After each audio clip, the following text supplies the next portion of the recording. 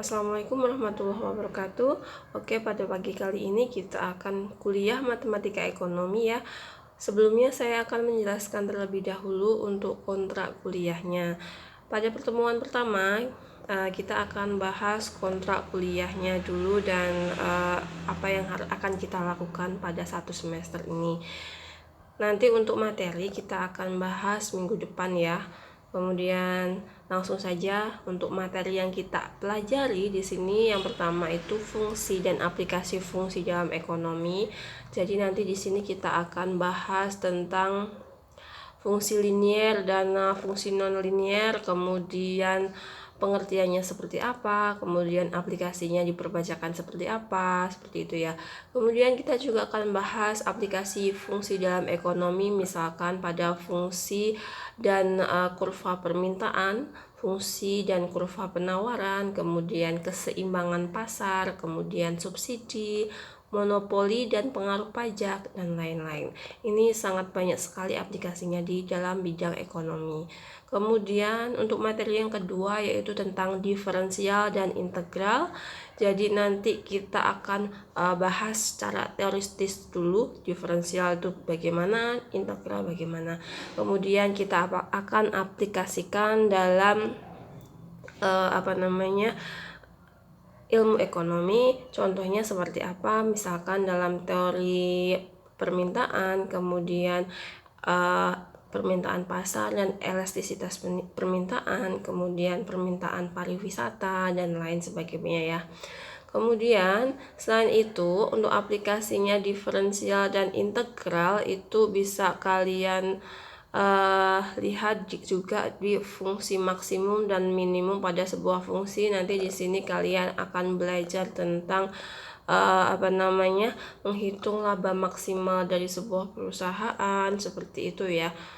Kemudian integral dan aplikasinya nanti kita akan bahas secara teoritis dulu. Ini nanti aplikasinya misalkan pada keseimbangan suatu perusahaan dalam persaingan pasar itu seperti apa, itu nanti menggunakan integral juga. Contoh lain dalam kurva biaya, misalkan biaya produksi seperti apa, nanti juga akan dibahas di sini. Kemudian yang terakhir materinya itu tentang matrik dan penyelesaian persamaan umum linier dengan matrik ya.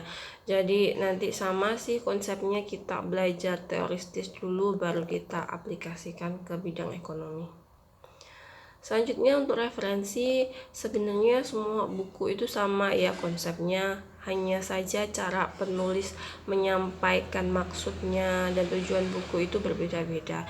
Silahkan kalau kalian pakai buku ekonomi, matematika ekonomi apa saja boleh, tapi kalau saya lebih mengutamakan kalian menggunakan Fundamental Method of Mathematical Economics dari ALPA, kemudian sama Mathematical Analysis, Business and Economic Application dari Draper, dan yang paling penting karena di sini saya belum punya buku yang saya tulis sendiri untuk matematika ekonomi ya, sejenis modul dan lain sebagainya.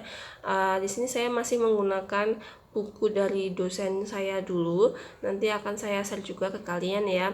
Ini matematika ekonomi terbitan dari Dr. Subanti, ini cetakan dari UN Express ya. Jadi nanti kita pakai materi yang di situ sama latihan-latihan yang ada di situ. Ini bentuknya kayak modul seperti itu ya. Nanti akan saya share juga di kalian. Kemudian untuk sistem penilaian untuk UTS di sini 25%. Kalau untuk UTS ini nanti ada ujian tertulis ya. Kemudian UAS-nya 35%.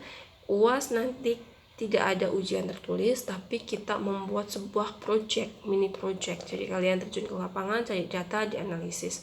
Untuk penjelasannya nanti di belakang ada. Kemudian tugas 30%. Ingat karena tugasnya ini besar sekali ya pokoknya, makanya kalian harus benar-benar kalau bisa mengikuti tugas itu terus. Untuk tugas karena ini sistemnya daring ya, masih daring, nanti tugas saya berikan dalam sesi diskusi. Nah, jadi di situ tiap hari kita kan diskusi ya di pertemuan. Itu di forum diskusi itu ada diskusi latihan soal. Jadi nanti kan saya awalnya itu untuk pembelajarannya saya akan bagi video untuk pembelajaran, kemudian saya bagi di situ di forum diskusi untuk latihan soal. Nah, di situ tugasnya ya. Jadi kalian mengerjakan di situ, kemudian kalian foto, upload di diskusi tersebut. Nanti kita akan bahas apakah pekerjaan kalian sudah benar atau belum. Kemudian kalau belum berarti kalian harus memperbaiki. Nah, ini kan waktunya sangat panjang tuh, jam 8 sampai jam 10.30 ya. Jadi kalian punya banyak waktu untuk berdiskusi dan latihan soal. Saya lebih menekankan latihan soal karena apa? Ini kan aplikasi matematika di bidang ekonomi ya. Jadi semakin banyak kita latihan, maka nanti kita akan semakin paham. Untuk keaktifan dan kehadiran 10%, di sini mahasiswa yang ikut diskusi itu adalah yang saya anggap masuk. Tapi kalau tidak ikut diskusi, tidak ikut latihan soal, maka saya anggap tidak masuk ya, alias tidak hadir. Dan nanti jangan kaget kalau pas di akhir nilai kehadiran kalian jelek gitu ya. Kemudian kalau kalian pengen dapat nilai A, maka hasil akhir dari nilai kalian harus di antara 80 sampai 100. Kalau nilai kalian 68 sampai 79, maka kalian nanti akan dapat nilai B. 60 sampai 67 dapat nilai C, 40 sampai 59 dapat nilai D, dan 0 sampai 39 dapat nilai E. Untuk sistem perkuliahan tadi sudah saya jelaskan juga ya di awal. Jadi awalnya ini platform utamanya saya menggunakan e-learning UDB. Tiap pertemuan di situ di topik ya, silahkan nanti kalian masuk topik baru, kemudian di situ nanti saya akan beritahu petunjuk perkuliahannya, kemudian saya akan berikan video YouTube yang linknya saya share di e-learning UDB tersebut juga.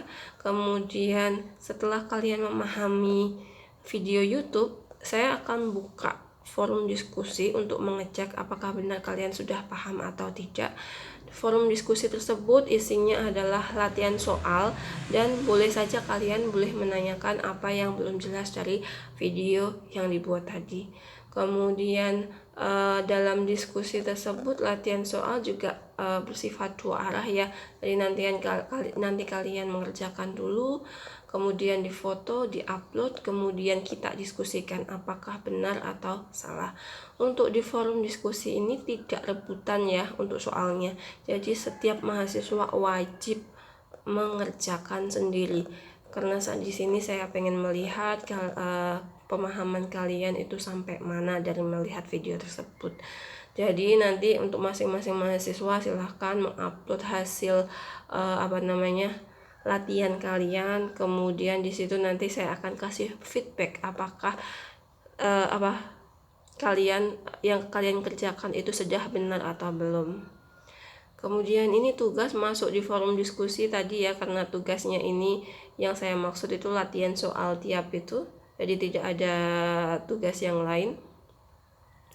Kemudian untuk UAS, kalau UTS tadi kan bersifat tertulis, kalau UAS ini nanti tidak bersifat tertulis ya. Jadi kalian nanti UASnya bikin sebuah mini project, terjun langsung ke lapangan mencari data, kemudian dianalisis dengan persamaan matematika yang sudah dipelajari tadi kan, ada fungsi, ada diferensial, ada integral, silahkan menggunakan yang mana, boleh pilih salah satu. Kemudian dianalisis, kemudian membuat artikel, kan tadi sudah mengerjakan tuh, dari situ kalian bisa buat artikel, kemudian kalian kumpulkan pada waktu jadwal UAS. Untuk UAS ini kalian tidak boleh copy paste dan bersifat individu, jadi masing-masing individu itu melakukan mini project. Kemudian kalau kalian ketahuan copy paste, kalian berarti saya anggap tidak lulus kuliahnya matematika diskrit ya. Meskipun kalian aktif mengerjakan tugas, tapi saya anggap tidak lulus ketika kalian copy paste.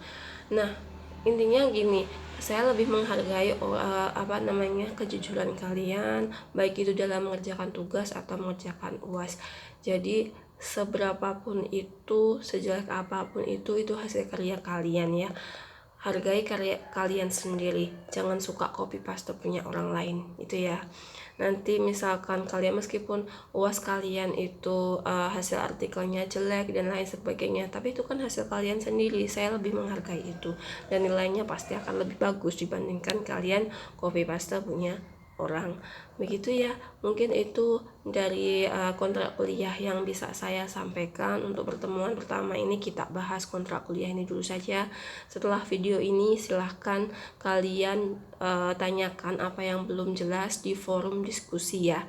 Ingat, yang saya anggap hadir itu adalah yang berperan serta aktif dalam diskusi. Jadi habis ini silahkan diskusi di forum diskusi ya. Baik, sekian dari saya. Wassalamualaikum warahmatullahi wabarakatuh.